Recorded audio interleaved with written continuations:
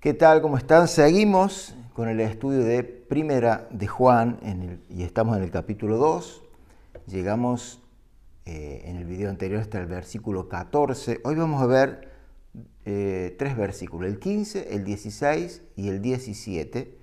Vamos a analizar un poco todo lo que Juan dice y me detengo aquí porque es un pasaje de la Biblia donde trae muchas complicaciones, muchas interpretaciones.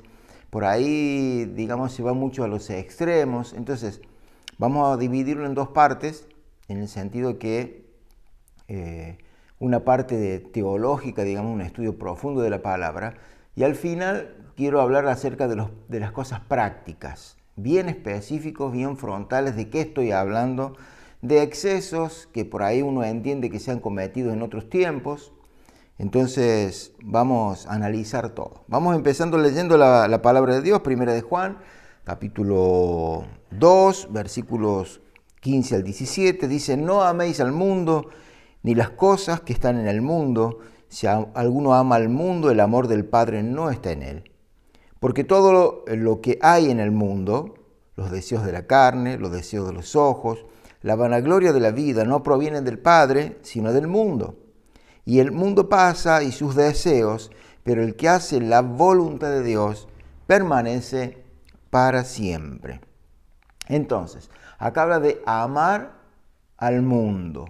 No améis al mundo ni las cosas que están en el mundo. La versión Nueva Traducción Viviente dice: no amen a este mundo, y específicamente. Ahora, ¿a qué se refiere Juan? Recordemos entonces que hemos dicho desde el principio, y lo vamos a reiterar, de que Juan está escribiendo esta carta a iglesias del Asia Menor porque había una doctrina nueva, una herejía que estaba queriendo entrar dentro de la iglesia, y de hecho entró, que es la doctrina del gnosticismo. El gnosticismo quería entrar en la iglesia y Juan empieza a escribir. Les recuerdo que no solo Juan, sino todos los apóstoles en la iglesia primitiva tuvieron que luchar con esto. Los más evidentes son Juan y Pablo.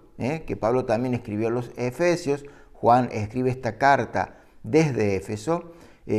También Pablo tuvo que luchar en Corinto con el tema del gnosticismo, de estas filosofías, y también les escribe a Tito, a Timoteo. A Timoteo en su momento le dice: no te detengas a discutir sobre esas fábulas. Está hablando acerca de eso, de esa herejía.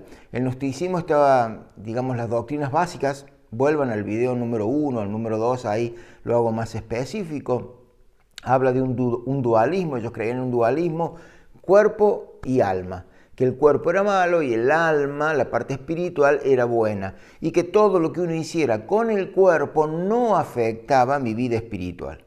Eso ya lo hemos visto anteriormente, no quiero redundar en detalles. También había, digamos, a futuro, se estaba moviendo también esto de las posesiones materiales, de poseer cosas, de que ellos podían alcanzar la iluminación y a través de eso llegar a, digamos, conquistar cosas. Me estoy acordando de los dibujitos animados de Pinky Cerebro, ¿no? Vamos a conquistar el mundo. Bueno, amor, esta es la palabra en griegos, agapao. Y hago un paréntesis aquí. Recordemos también que les he dicho desde el principio que Juan era un hebreo, un judío, que hablaba arameo, conocía el hebreo, porque seguramente en la casa lo hablaban, y que escribía en griego. ¿Ok? Entonces tengamos presente esto. Pero en este caso particular, cuando habla del amor, habla del amor, dice la palabra agapao, y la otra palabra, que acá es donde me quiero detener, porque es la que trae mucha controversia dentro de la iglesia, es la palabra cosmos, mundo.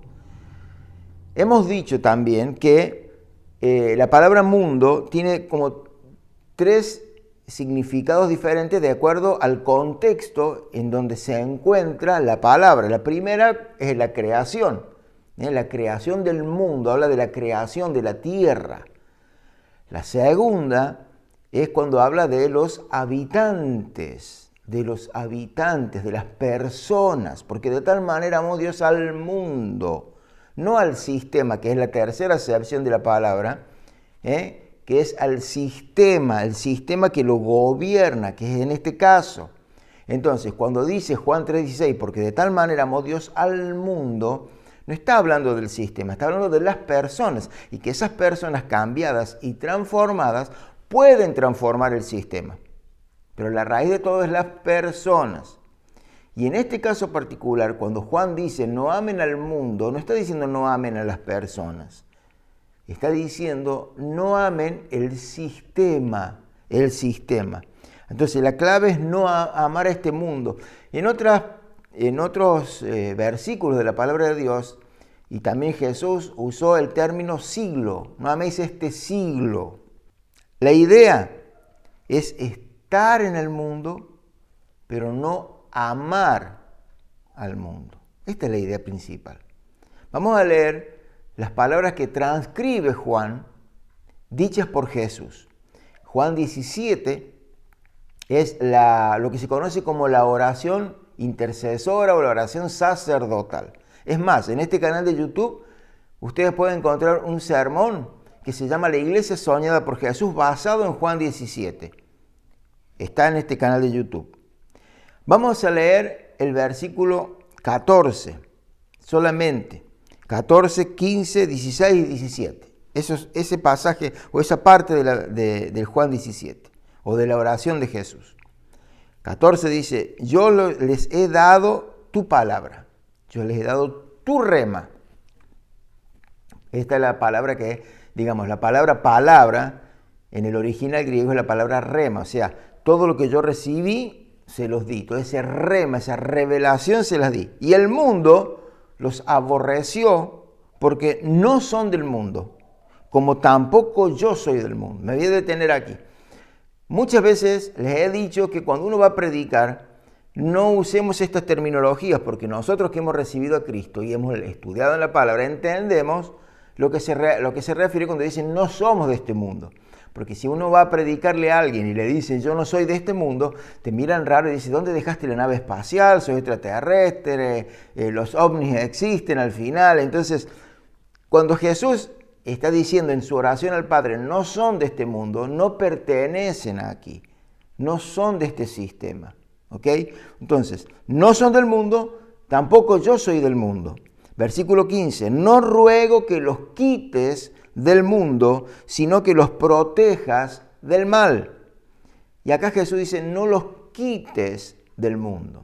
Saben que con todas estas ideas del gnosticismo que estaban entrando dentro de la iglesia, estamos hablando del siglo I, hubo alguien que se llamó Antonio, para la iglesia católica es San Antonio, que él leyó cuando Jesús le dijo al joven rico, ve y vende todas tus posesiones y dáselo a los pobres. Y él y sus discípulos vendieron todas sus posesiones y se fueron a vivir al desierto, entre Egipto y Siria. Después de vivir en el desierto hicieron cuevas o hicieron chozas y empezó ahí lo que después empezaron a formarse los monasterios. ¿Por qué? Porque ellos decían, queremos vivir vidas santas, nos apartemos del mundo. Vamos a vivir solos. Así empezaron, digamos, esa fue la base o el fundamento de lo que después fueron los monasterios. Después aparecieron en el siglo III o IV los estilitas. ¿Quién eran los estilitas? También basado en esto, apartarme del mundo, mortificar la carne para ser más espiritual, hacían columnas.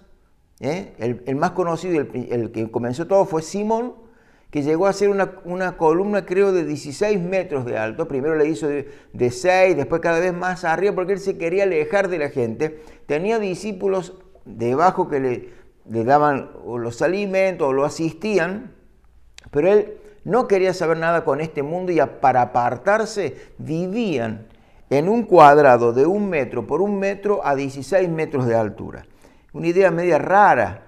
Porque si todos hacemos eso, ¿quién predica el Evangelio? Aparte, el tema no pasa por apartarse físicamente del mundo, porque las luchas espirituales más fuertes uno las tiene en la mente. Segunda de Corintios capítulo 10, versículos 4 y 5, dice, las armas de nuestras milicias no son carnales, sino poderosas en Dios. ¿Para qué? Para destrucción de fortalezas, derribando todo argumento y toda altivez que se levanta en contra del conocimiento de Dios. Está hablando de una batalla espiritual también que se libra en la mente. ¿Ok? Entonces no es una separación física. Por eso Jesús dice acá, no te pido que los apartes del mundo, sino que los protejas del malo, del maligno. Del maligno. Versículo 16 dice, ellos no son del mundo, lo repite, como tampoco yo soy del mundo. 2 veces, dentro de 3 versículos, 2 de ellos, Jesús repite, ellos no son del mundo, como tampoco yo soy del mundo. Versículo 17 dice, santifícalos, o sea, no los quite del mundo, santifícalos en tu verdad, y aclara cuál es la verdad. Tu palabra es verdad.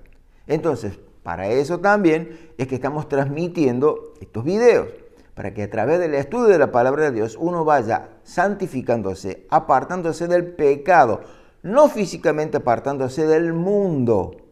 No me tengo que apartar e ir a vivir un lugar apartado solo, ¿ok?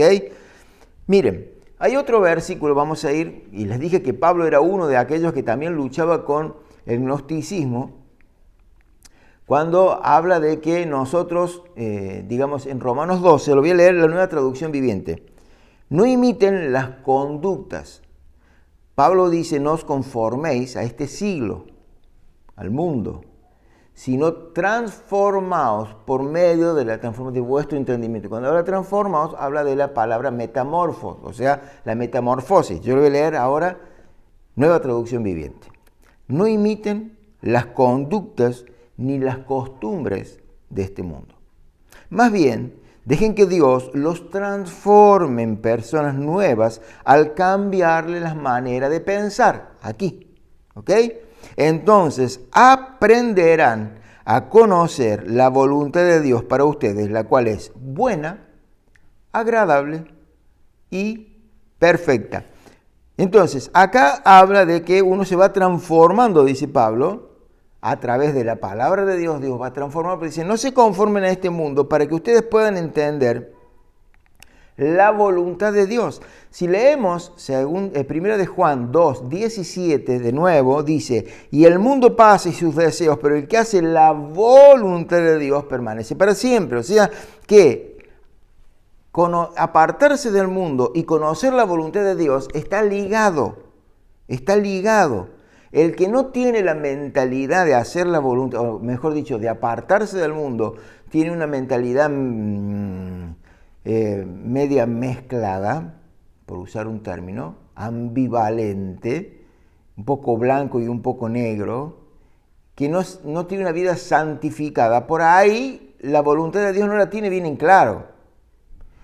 No quiero entrar en detalles de esto porque no es mi tema, pero últimamente me sorprenden mucho las personas que dejan de lado la voluntad de Dios, no la tienen en cuenta, toman decisiones sin pensar en la voluntad de Dios, justamente por tomar deseos siguiendo la corriente del mundo, que otras cosas tienen mucho más peso que hacer la voluntad de Dios. Gloria a Dios, y agradezco tanto al Señor de que la época de las persecuciones haya sido en la iglesia primitiva, en el siglo I, II, III, y no en este tiempo.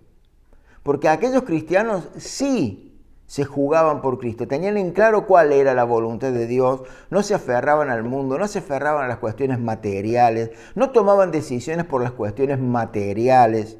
Ellos tomaban decisiones y se jugaban por Cristo. Pero me detengo aquí. Mira lo que Pablo le dice a Tito. No me he olvidado que estamos viendo 1 de Juan, pero tengo que ver las dos cosas, porque Pablo también, como les dije al principio, luchaba con el gnosticismo al igual que Juan. Dice Pablo a Tito, voy a leer la Nueva Traducción Viviente, y se nos instruye a que nos apartemos de la vida mundana y de los placeres pecaminosos. En este mundo maligno debemos vivir con sabiduría, justicia y devoción de Dios. Entonces, debemos estar en el mundo, debemos vivir en el mundo, pero ¿cómo? Entonces Pablo le dice a Tito, ¿cómo? Sabiduría, justicia y devoción a Dios. Cuando le dice de sabiduría, habla de sobriamente. Uno no tiene que mezclarse en las cosas del mundo para ser aceptado. Sí que busquemos el equilibrio de no parecer o ser religiosos o legalistas. No me quiero meter porque al final voy a hablar un poco de eso, pero yo nací en una iglesia donde nosotros mirábamos al mundo por la cerradura de la puerta, digamos, y decíamos, uy, cómo pecan, no nos juntemos con ellos. Y no es así, pero eso lo vamos a ver al final. Tenemos que vivir en este mundo con sabiduría, pero también usa la palabra justicia, justos, íntegros, no de doble ánimo. El hombre de doble ánimo es inconstante en todos sus caminos. No como, digamos, hubo casos en la palabra, me estoy recordando en este momento, que Pablo en un momento a Pedro le llamó la atención y le dijo, sos un hipócrita, porque cuando estás con los judíos te comportás como judíos y cuando estás con los otros te comportás como los otros y es como que sos muy, no sé si usar el término muy político, pero lo voy a usar. Entonces, íntegros, sabios e íntegros. Hay que buscar el equilibrio entre estas dos cosas. Sabio, íntegro. Y después dice, devoción a Dios, o sea, piadosamente. Una persona pía y una persona entregada completamente al Señor. Una persona que hace sus devocionales, tiene sus momentos de oración, de búsqueda de Dios. Constantemente tenemos que vivir en este mundo de esa manera. O sea, sabiamente, íntegros y teniendo relación con Dios, buscando constantemente del Señor. Y habla del amor del Padre. En el versículo 15, la segunda parte, estamos viendo el 15, la primera parte habla no amen al mundo, entonces habla, que hemos dicho, ¿qué es lo que es el amor? ¿Qué es lo que es el mundo? Ahora, habla del amor al Padre o del Padre. Si alguno ama al mundo, el amor del Padre no está en él. Siguen los test de Juan. Yo le dije al principio que Juan constantemente te hace testear tu vida. Si vos decís que amás a Dios y no amás a tu hermano, si vos decís esto y haces esto, constantemente Juan te invita a hacer un test. Y en este caso dice, si alguno ama al mundo, si uno se aferra al mundo, el amor del Padre no está en él. No se puede tener amor por el mundo y decir que se ama al Padre, a Dios. Es como el amor en el matrimonio. Yo lo voy a reflejar de esta manera. En las reuniones de matrimonio muchas veces se enseña que el hecho de darle el sí a una persona le ha dado el no a muchas opciones. O sea, con Norma, con mi esposa, nos hemos casado, nos conocemos desde muy chicos, desde la escuela primaria, desde cuando teníamos 7 años, nos casamos cuando teníamos 21 y seguimos unidos y enamorados, ¿ok? Ahora, cuando dimos el sí, tanto Norma como yo, dijimos no a otras opciones, más Norma que yo. No a otras opciones, ¿ok? ¿Por qué? Porque yo lo reflejaba así o pensaba en esto. ¿Cómo le llamaría usted a esa persona, a ese marido que traiciona a su esposa, pero cuando es descubierto dice, la verdad que yo iba con la otra, pero en realidad te amo a vos? ¿Cómo le llamaría a usted? ¿Cómo definiría una persona que le dice esto?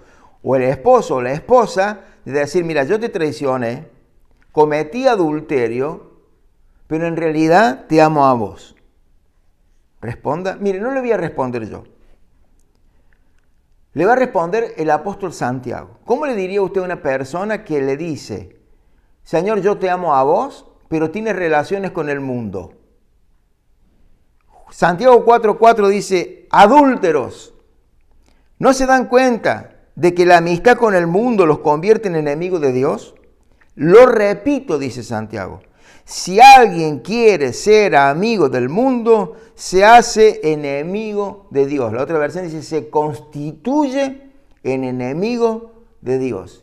Y con esto Santiago, al ser directo, me encanta porque a mí me gusta ser así, soy frontal y me gusta decir las cosas, no quiere decir que tenga la razón, me gusta decir, si usted no está de acuerdo con algo, debajo aquí puede poner todos los comentarios que quiera, pero no hay grises, o es blanco o es negro, o sea, no puedo decir que amo a Dios y amar al mundo, no puedo decir amo a Dios. Voy a usar un término muy de la calle, no es algo digamos, con malas palabras, obviamente, nunca las uso. Pero si usa un término en Argentina es tirar una canita al aire, ¿no? Como cuando uno traiciona a la esposa y tiene una canita al aire. ¿Quién no? Dicen algunos. ¿Quién no? En algún momento, no. Porque Santiago dice, almas adúlteras, y lo repite. Si alguien se hace amigo del mundo, tiene relación con el mundo, pero una relación íntima con el mundo, uno se relaciona constantemente con el mundo, y ya lo vamos a ver al final del video, bien en práctico. Si uno se relaciona con el mundo, de tener intimidad con el mundo, se constituye automáticamente en enemigo de Dios. ¿Ok? Hay un ejemplo bíblico acerca de Oseas. Yo les recomiendo que estudien el libro de Oseas. Es un libro donde el profeta es elegido por Dios para vivir una vida triste. Dios lo eligió y le dijo, anda y casate con una prostituta. Todo porque tenía que darle un mensaje a su pueblo. Y esta mujer, a pesar de tener hijos, 3 hijos con Oseas, dice que se apartaba y iba con sus amantes. Y Oseas le daba dinero a los amantes para que sostengan a su esposa en su amor. Llega un punto que ya los amantes la dejan, a Gomer, a la esposa de Oseas, la abandonan, y Dios le dice al profeta, anda y cómprala a tu esposa y tráela. Y es una expresión de la relación de Dios con su pueblo, cómo adulteraba con otras cosas. Y usa siempre este término, no es que algo haya nacido en el corazón de Santiago. Cuando iban y hacían pactos o adoraban otros dioses en los montes, Dios hablaba acerca de que habían fornicado. Usaba esa expresión de intimidad sexual para la intimidad espiritual. Y acá está usando lo mismo, una prostituta que tiene relaciones con sus amantes del mundo. Pero el que siempre la va a ir a buscar es el Padre en su amor y en su misericordia. Esto también para hacer un paréntesis de muchos que por ahí se apartan, se alejan del Señor y vuelven a la casa del Señor ya totalmente destruidos, mal como quedó Gomer, pero Dios los restaura. Si estás viendo este video y estás apartado, no esperes a último momento. No esperes como el hijo pródigo de comer las algarrobas que comían los cerdos para volver a la casa. Una de las cosas que lo hizo volver al hijo pródigo a la casa del padre fueron los recuerdos del padre. Los recuerdos de las cosas vividas en la casa del padre. Si en la casa de mi padre había abundancia de pan, había palabra de Dios, había presencia del Espíritu Santo, ¿qué hago aquí en este mundo comiendo las algarrobas de los cerdos? Y también, para que tengamos una idea clara, nosotros podemos estar en el mismo recipiente del mundo, digamos, pero no nos unimos a él. Es como el aceite y el vinagre. Podemos estar en el mismo recipiente, pero no nos unimos. No hacemos lo mismo. Esta es la idea que da Juan en el versículo 15. No amen al mundo, ni las cosas que están en el mundo. Porque el que ama al mundo, si ustedes dicen, si están amando al mundo, el amor del Padre no está en ustedes. No hay grises, no hay grises. Ahora, vamos a ver el versículo 16. Porque ahora vamos a entrar en detalle qué es lo que es el mundo. Recién hemos visto lo que es el amor y el amor al mundo. Pero ahora en el 16 no es solamente definir mundo, cosmos, sistema, punto. Y se olviden del versículo 16 que aclara qué es el mundo.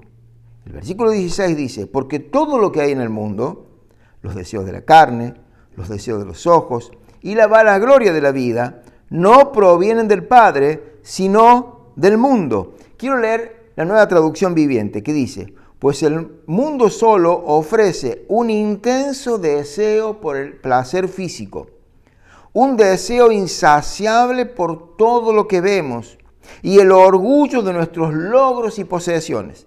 Nada de eso proviene del Padre, sino que viene del mundo. Entonces, Vamos a detallarlo. Lo primero que dice es los deseos de la carne o la concupiscencia de la carne, o sea, de los deseos que ya están dentro nuestro. En el libro de Santiago también habla de eso. Si uno lee, va a ver cuál es el proceso para llegar hasta el pecado, que nacen desde los deseos pecaminosos que uno tiene. Y dice que se van engendrando y cuando dan a luz, cuando uno va alimentando eso, da a luz el pecado y el pecado la muerte. ¿Ok? Entonces, acá dice que que Juan nos está diciendo que los deseos de la carne es una de las partes que componen lo que él define como mundo. Siempre me mezclo los nombres porque también Pablo estaba en esto. Recordemos que Pablo entonces batallaba con el gnosticismo. Una iglesia que también estaba en Asia Menor y que seguramente esta carta le llegó porque esta carta de Juan era todas las iglesias del Asia Menor, fueron recorriendo todas las iglesias, es la iglesia de Galacia.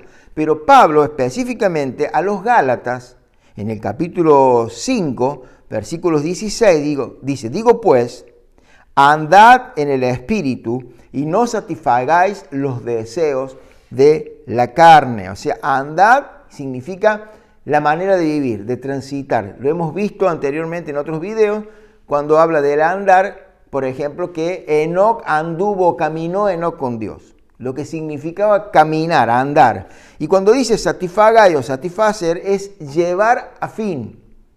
Llegar hasta el final de eso. Entonces, anden en el Espíritu y no lleven a fin los deseos de la carne. No lleven a fin. O sea, sí que hay tentaciones, pero no permitan que esas tentaciones se transformen en pecado, porque la tentación no es pecado. Entonces, comienza, o mejor dicho, cuando Pablo habla a los Gálatas, dice, no satisfagan los deseos de la carne, y en el versículo 17 habla de una lucha constante entre el espíritu y la carne.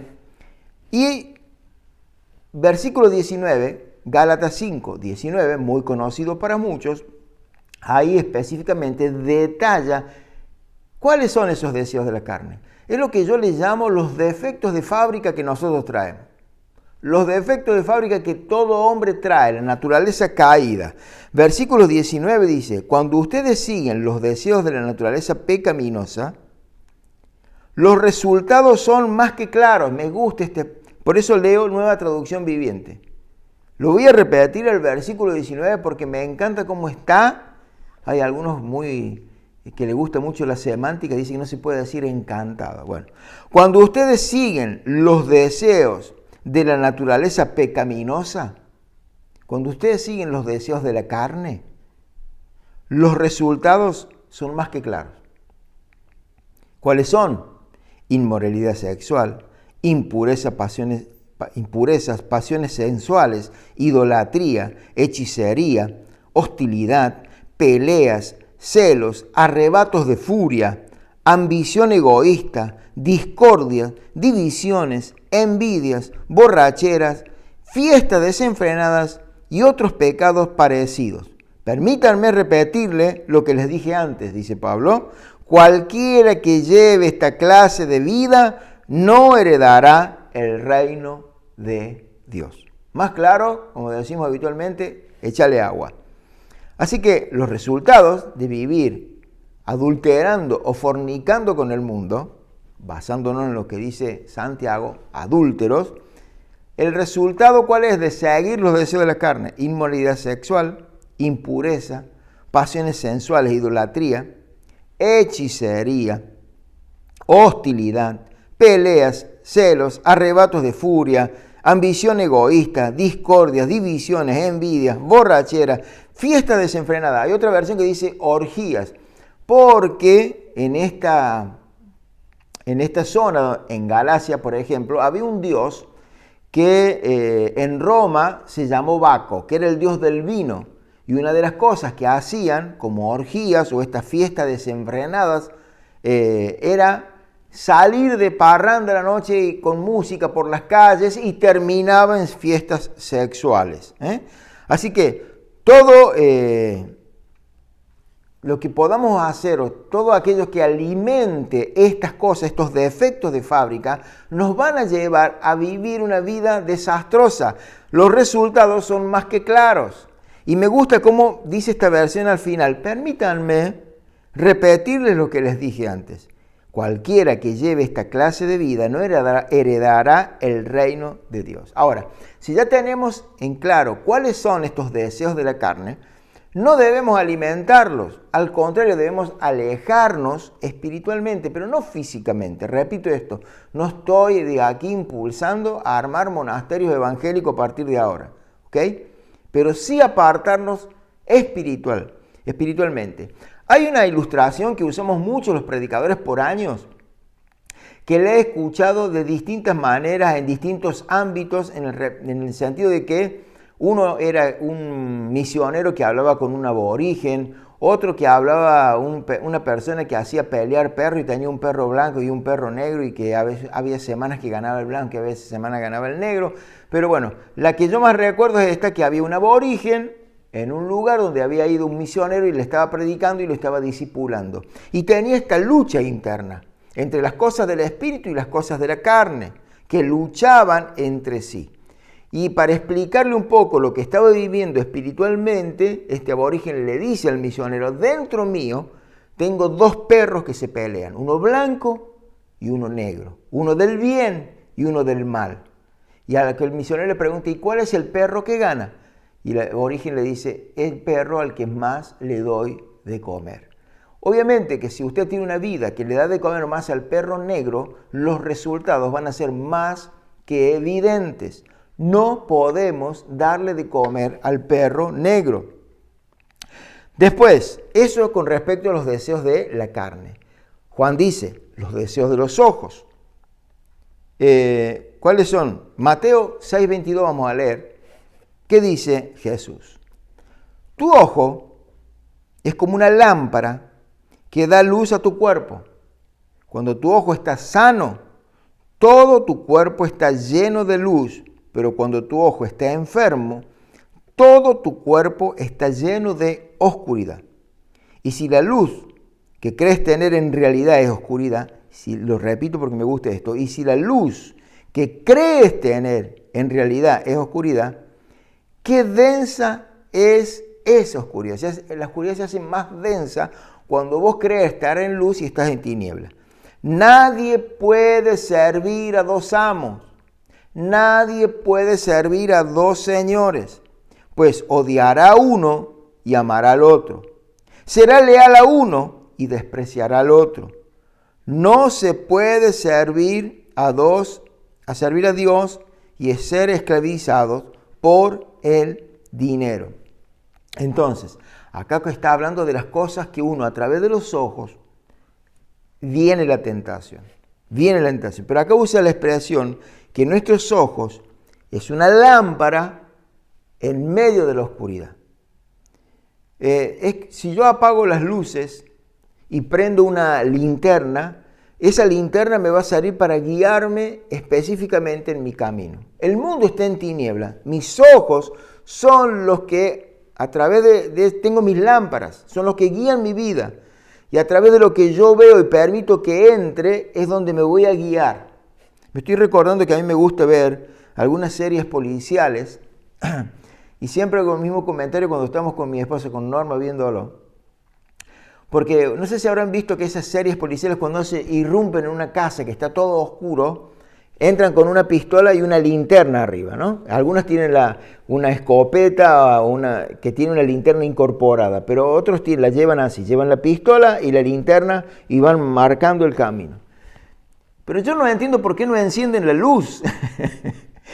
Le digo a Norma que prendan la luz, porque el primero puede entrar con la linterna, pero los que vienen atrás, que prendan la luz. ¿Qué significa? ¿Qué sentido tiene seguir con la linternita y tener la llave y el interruptor ahí, prender la luz y listo? Porque, digo, el enemigo los ve. O sea, vos vas marcando para allá, el otro está escondido en la oscuridad y sabe dónde vos estás siguiendo el haz de luz. Bueno, entonces, esta es la idea. Nosotros irrumpimos en el mundo y la linterna es la que nos marca el camino. En este caso, nuestros ojos.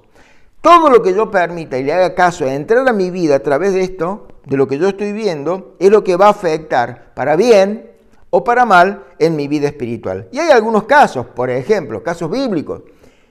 Si recordamos en Génesis 3:6, no lo vamos a leer, sí lo vamos a poner en pantalla, pero dice que Eva vio que el árbol era bueno, le entró por los ojos. Otro caso está en 2 Samuel 11:2. Dice anteriormente, en el tiempo que los reyes eran en la guerra, David se quedó en el palacio y caminando por el terrado vio a la vecina que se estaba bañando en el patio. En Josué capítulo 7, versículo 2, lo que se conoce como el pecado de Acán, Dios había dado la orden de no tomar nada de Jericó y Acán vio un manto babilónico y cosas y les gustó. Vio. Entonces, permitir que la tentación entre. Eso es el mundo, los deseos de la carne, los deseos de los ojos. Mateo 5:27 dice, y 28. ¿Hay no oído el mandamiento que dice, no cometas adulterio? Pero yo digo que el que mira con pasión sexual a una mujer ya ha cometido adulterio con ella en su corazón. Entonces hemos visto los deseos de la carne, los deseos de los ojos y ahora nos queda la vanagloria de la vida. Yo transcribí aquí lo que significa esta palabra vanagloria, que es la palabra alazoneia, que habla de un vacío, de una charla fanfarrona. ¿Viene esa gente que hace castillos en el aire o que se la cuentan? O que dicen, yo soy en tal lugar gerente de distribución y a lo mejor es el cadete que lleva cosas. Una convicción insolente y vacía que confía en su propio poder y recursos y vergonzosamente desprecia y viola la ley divina. También esta palabra es una presunción impía y vacía, ser presuntuoso, que confía en la estabilidad de las cosas terrenales. Repito lo que dije anteriormente, mucha gente últimamente se está olvidando de la voluntad de Dios y está tomando decisiones por la vanagloria de la vida. Pone más en peso el bienestar económico y deja de lado la voluntad de Dios. Me estoy recordando en este momento que hace un tiempo atrás, escuchaba a un predicador que me gusta mucho, que ya está en la presencia del Señor, que se llama Adrian Roger. Él decía en uno de sus sermones, mucha gente dice, pastor, me voy a cambiar de iglesia porque me mudé a tantos kilómetros de la iglesia y tengo una iglesia más cerca. Y él se planteaba, pero el propósito y la voluntad de Dios de estar en este lugar, ¿no te trajo Dios? O sea, y él se planteaba esto, ¿quién deja de ver a su familia porque se han mudado a otro lugar? ¿Alguien le ha llamado por teléfono alguna vez, salvo que se vaya del país, pero que le hable a su madre y le diga, mamá, no te veo más porque me mudé a otro barrio y estoy 10 kilómetros más lejos, 15 kilómetros más lejos? Entonces, dejar de lado la voluntad de Dios por una conveniencia económica, una conveniencia física o lo que fuere, eso es no tener en claro justamente la voluntad de Dios. ¿Saben qué? La iglesia de Colosas también era una iglesia que estaba siendo atacada por el gnosticismo. Y Pablo les dice en Colosenses 2:8, cuídense de que nadie los cautive con la vana y engañosa filosofía que siguen tradiciones humanas, la que está de acuerdo con los principios de este mundo y no conforme al Cristo. Le está diciendo, tengan cuidado con estos gnósticos que están entrando, que traen, y usa esta expresión, vana y engañosa filosofía, que siguen tradiciones humanas, la que está de acuerdo con los principios de este mundo y no conforme a Cristo. Cuidado con esas doctrinas medias raras. Y quiero aclarar esto, yo no estoy en contra de que usted aspire a tener mejores cosas. No estoy en contra de que usted aspire a tener un mejor auto, una mejor casa, al contrario, pero no viva para eso. Tenga cuidado porque todos los extremos, dice el dicho, son malos. Todos los extremos son malos y al final vamos a ver los extremos.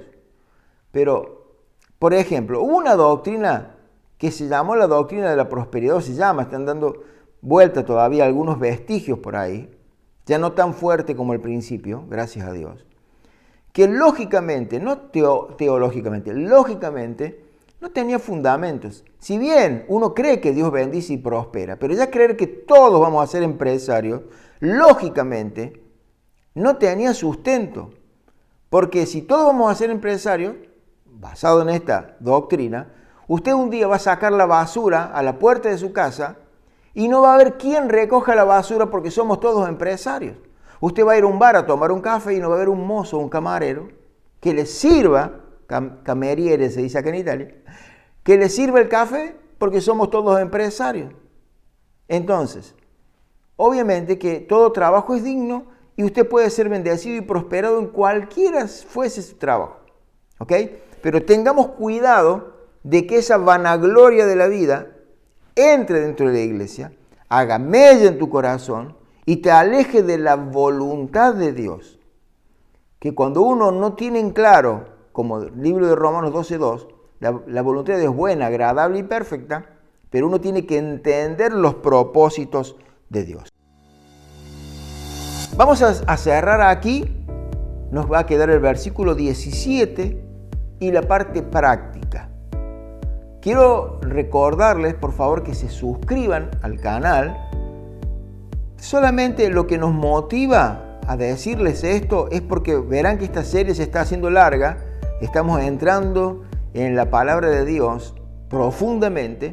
Entonces queremos que les lleguen a ustedes las notificaciones cuando subamos el próximo video. ¿Qué es lo que tienen que hacer? Ustedes fíjense debajo de la pantalla, aparece la palabra suscribirse, hace clic y cuando hace clic hay 3 opciones de campanitas. Pone en la campanita la que está arriba, hace clic ahí y entonces cada vez que nosotros subimos un video, a usted le va a llegar una notificación en su mail de que nosotros hemos subido un video nuevo de este estudio de Primera de Juan. Que Dios les bendiga.